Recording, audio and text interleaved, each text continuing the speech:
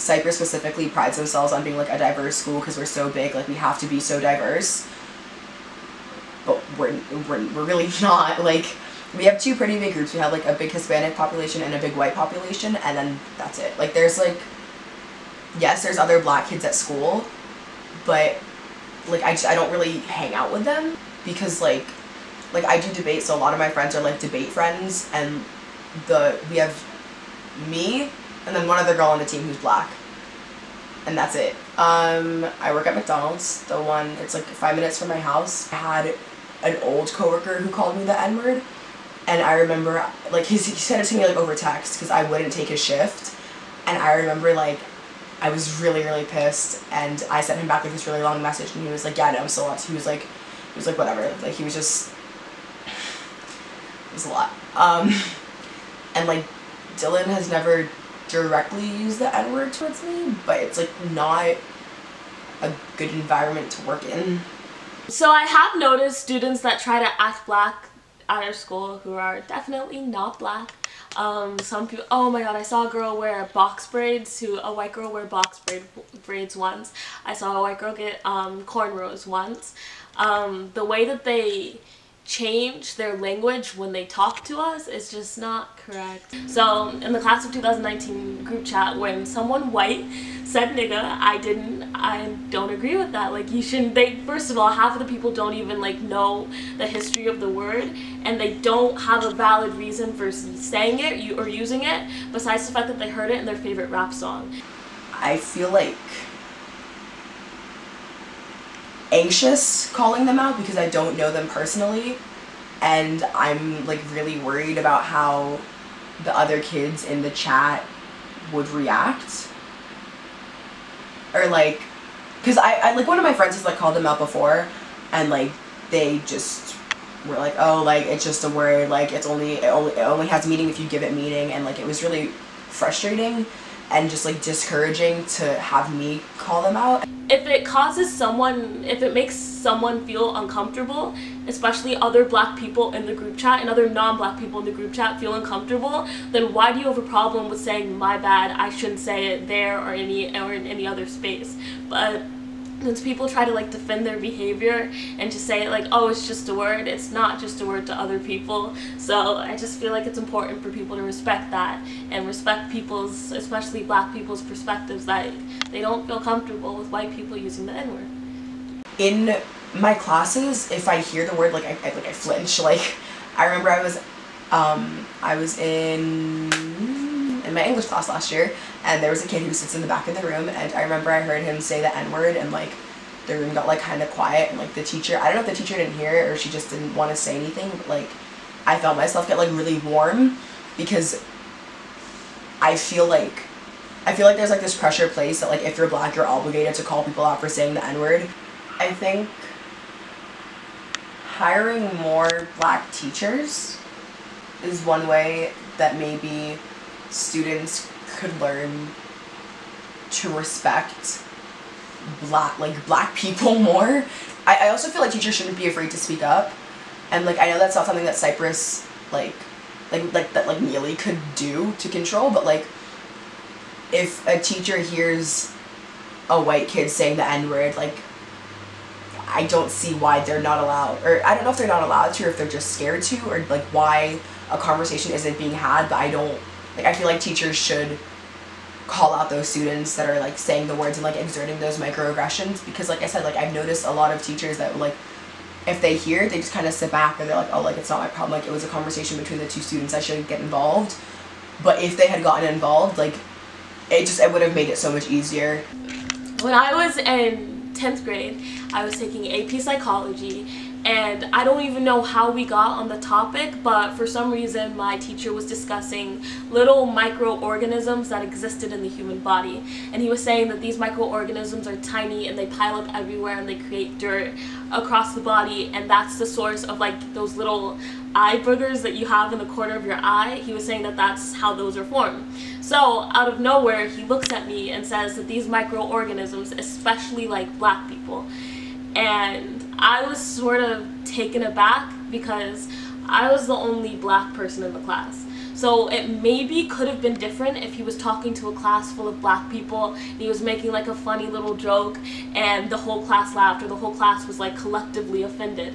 But to be the only black person in that class, for him to single me out, like, and specifically, you're different and I'm gonna make a joke about that, I thought that was all kinds of screwed up.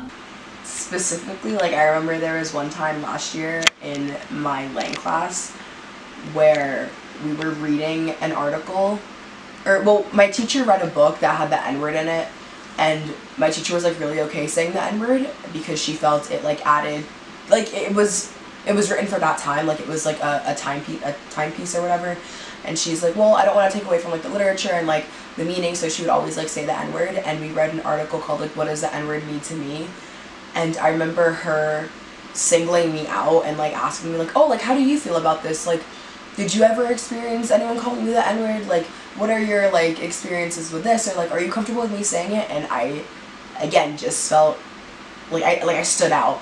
Like, I was one of 2 black kids in that class, and the other black kid had switched out. So, like, at that point in time, it was literally just me. And I know that that's not something that, like, the white students would have to go through. My black friends in particular influenced me by, like, letting me know at Cypress that I'm not going through my experiences alone. I'm not going through the microaggressions, or, like, sometimes you're just tired of your environment and your white peers. Like, it gets to a point where you're just like, I need to get out, like, I can't do this anymore. And it's nice to know that there's some people that are going through the same exact stuff with you. So, like, for every story that I have about something racist that a kid said to me in class, my black friends have a story to match it, or they're just like, oh my god, I know what that feels like. And it's nice to know that someone else, that I'm not going through it alone, even though sometimes it feels like I'm going through it alone.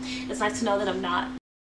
Poetry lets me say some stuff that I normally wouldn't say, like, in person or to specific people directly.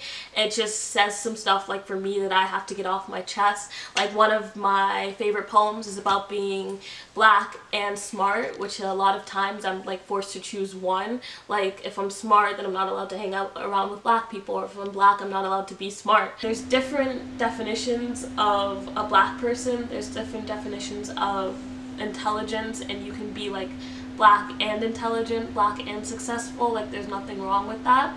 But at Cypress, it's like, if you're not shooting for all A's in all AP courses, then you shouldn't even bother. Like, you shouldn't even bother to try.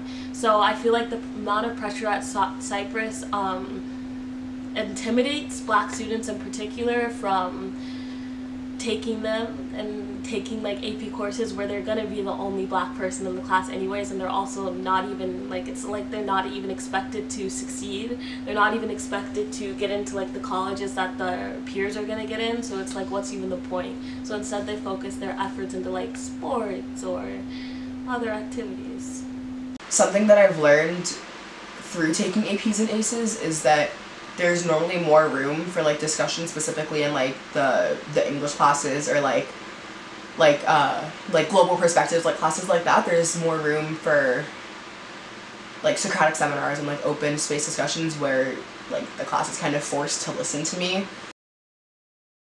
So, going into college, I'm kind of looking forward to the opposite of what I've seen at Cypress. This environment in a predominantly white school, it's not healthy for, like, black students, and the way that it doesn't make them believe that they're smart. Campus-wise, I want a campus that's diverse because I'm tired of just being, like, the only black kid in my classes. So, like, when I was applying to colleges, like, I remember looking up, like, the demographics for the certain schools to make sure that I would be given the opportunity to have, like, more black peers. Is attending a white school worth it? Academically speaking, yes, for sure. Like, I'm exposed to way more academic programs that I do at other schools, predominantly black schools. I am pressured to push myself, like, whether it's for the best or worse, I am pressured to push myself way more. I'm pressured to, I'm pressured to take more AP classes and, like, have the best GPA, and it does make me, like, give me a competitive advantage in the academic world because of the courses I take and the knowledge I gain. So, like, academically speaking, yeah, for sure. I think it's worth the privilege, because specifically Cypress, since it's such a big school, everyone knows, like a lot of like colleges know Cypress. So like, despite the fact that I may have been singled out, like I know if like a college sees like Cypress, they're like, oh, like that's like such a competitive school, like if this kid is like really high ranked, then like that's pretty cool, like they must have worked hard. And